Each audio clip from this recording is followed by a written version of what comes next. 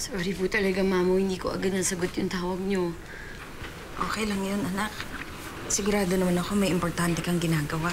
Mrs., maswerte po kayo at natagpuan po kayo agad ng anak niyo sa tamang oras. Ano po ba nangyari, Dok? Nurse po, na-heat stroke ang nanay mo.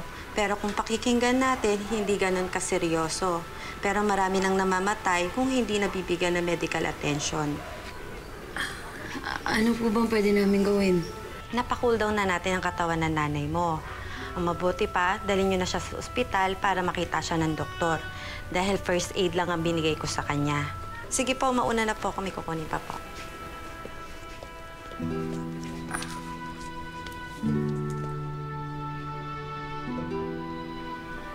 Hindi tayo pupunta ng ospital. Wala tayong pera. Tulungan mo na lang. Kunin mo yung tsinelas. Sarado ng muli ang lagusan. Kailan kaya itong muling mabubuksan? Mahal na Reyna! Sana po naririnig ninyo ako!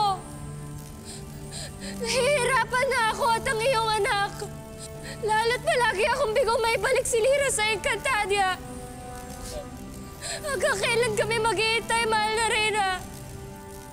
O sadyang hindi na po kami makakauwi sa ating tahanan?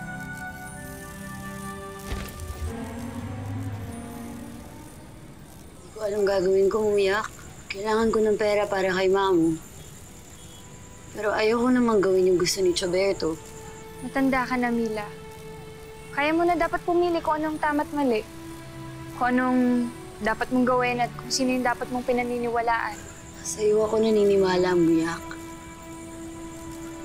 Mula pagkabata ko, lagi mo iniisip yung kabutihan ko. Yun yung lagi mong inuuna.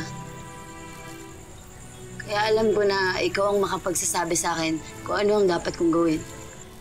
Patawad, Mila, ngunit hindi ako karapat-dapat para sa iyong tiwala. Simula ngayon, hahayaan na kitang pumili sa sarili mong kapalaran.